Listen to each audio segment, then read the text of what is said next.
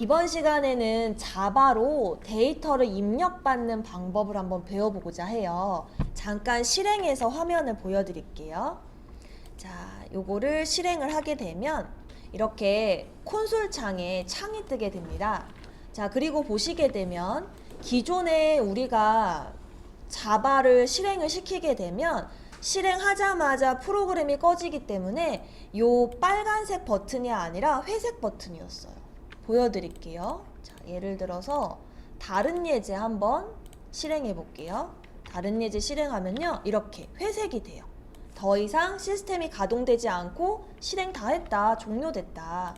그런데 입력받는 예제를 실행을 시키게 되면 실행이 아직 종료가 안 됐다고 빨갛게 활성화가 되어 있어요. 네.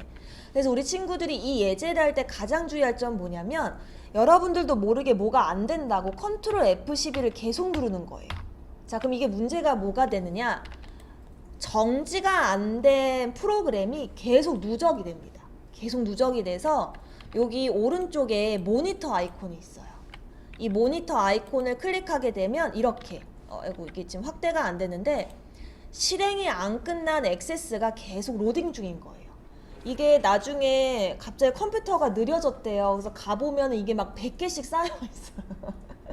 그러면은 갑자기 컴퓨터가 꺼지기도 해요. 그래서 가장 좋은 건 실행하고 뭔가 내가 다시 재실행이 필요하다. 그럼 꺼주셔야 돼요. 그리고 X를 누르면 또 다음 게 떠요. X 끄고 X 끄고 이렇게 해서 내가 뭔가 오동작 하는 게 없는지 확인을 하셔야 됩니다. 그럼 이렇게 모니터가 또 비활성화돼요. 이제 실행할 게 없어, 누적돼 있는 게 없어, 이렇게 뜨는 거죠. 어쨌거나 잠깐 실습하기 전에 화면을 보여드렸는데 이렇게 커서를 찍으면 커서가 깜빡입니다. 입력받기를 대기 중인 거죠. 여기에 원하시는 데이터를 입력을 하고요. 엔터를 누르게 되면 이 데이터가 변수에 저장이 돼서 그 변수를 사용할 수 있게 돼요. 굉장히 재밌죠. 콘솔로도 마치 웹처럼 연습을 할 수 있게 됩니다. 그래서 이걸 연습하는 과정을 지금부터 같이 라이브로 치면서 시작을 해볼게요. 일단 이미 느끼셨겠지만 저런 입력받는 기능은 우리가 만들어 본 적이 없어요. 누군가 개발자분이 이미 만들어 주셨어요. 그래서 그 만드신 파일의 이름이 스캐너라는 파일의 이름이고요. 이처럼 외부에서 누군가 만든 파일을 내가 내부로, 내 페이지로 가지고 올 때에는 임포트 과정이 필요합니다. 임포트. 그래서 지금 컨트롤 스페이스바를 한번 눌러볼게요. 컨트롤 스페이스바를 누르면 자동 완성 단축키인데 java.util이라는 패키지에 스캐너라는 파일을 여기로 불러오겠다, 그런 의미를 갖고 있어요. 그래서 컨트롤 스페이스바 엔터를 누르시게 되면 스캐너의 S 첫 글자가 대문자가 되고요. 저 위에 이렇게 뜹니다. 자, 여기까지가 패키지 명이고요. 여기가 바로 파일 명이에요. 우리 친구들이 이 상황을 이해할 수 있게 쌤이 잠깐만 보여드려 볼게요. 이런 상황이에요. 우리 친구들이 SRC에서 보통 패키지 만들고 클래스 만들죠. 그럼 패키지를 이렇게 만든 거예요. java.util 이렇게 만든 거예요. 점을 찍는 순간 하위 폴더가 됩니다. 잠깐 보여드릴게요.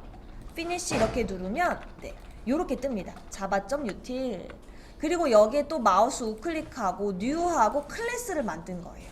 그리고 그 클래스명이 스캐너인 거죠. 요렇게. 지금 이 오류가 나는 이유는 이건 쓰면 안 되는 패키지명인 거예요.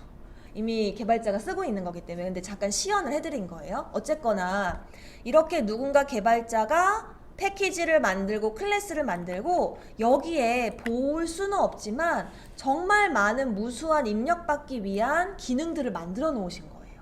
어딘가에 있어요. 나중에 보여드릴게요. 그래서 그 파일을 내가 요 한 줄의 명령어로 사용하겠다라고 지금 적은 거예요.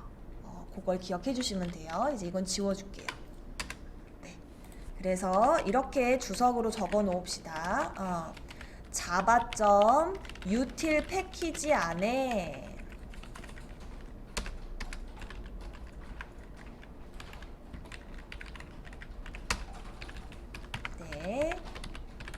스캐너라는 이름의 클래스 파일의 내용을 이 페이지에서 사용하겠다가 바로 이 import라는 명령어라고 기억해 주시면 되겠어요. 자, 그리고 이제 본격적으로 사용을 해볼게요. 자, 그리고 변수 이름을 정해야 되는데 sc 또는 scan이라고 하나 이름을 지어주시고요. 자, 그리고 지금부터 작성하는 이 명령어는 아직 배우지 않은 문법이기 때문에 한 줄 외워서 사용해야 돼요. new 하시고 스캐너 합니다. 스캐너 소가로 세미콜론. 우리 왜 출력할 땐 우리 친구들 어떻게 적었죠? 시스템 아웃이라고 했죠. 왜? 시스템 밖 모니터로 출력한다. 근데 지금은 어때요? 시스템 인이에요. 안에 작성하겠다. 그래서 요렇게. 그래서 방금 시연해드린 그 콘솔에 데이터를 입력받는 연습을 하시려면 이 한 줄을 외우셔야 됩니다. 그래서 요 첫 줄은 항상 한 번만 맨 위에 최상단에 작성하고 사용하시면 돼요. 딱 한 줄만. 네. 자, 그러면 이미 우리가 이 세팅은 다 끝이 났고요. 사용자한테 뭘 입력하세요라고 안내 메시지를 띄워줘야 돼요. 그래서 두 번째로 안내 메시지. 그래서 우리 나이를 입력하세요. 이렇게 한번 적어봅시다. 나이를 입력하세요.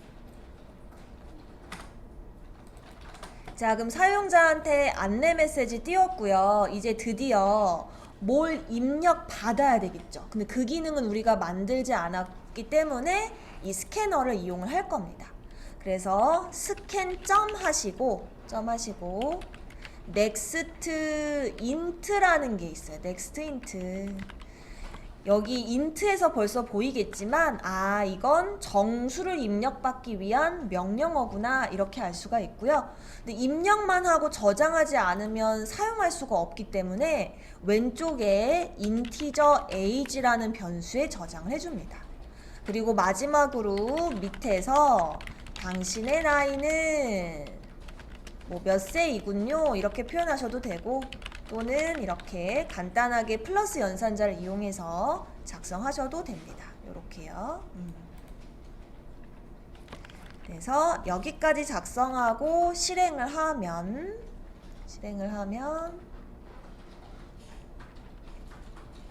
이렇게 빨간색의 실행 터미널이 계속 로딩 중이고요.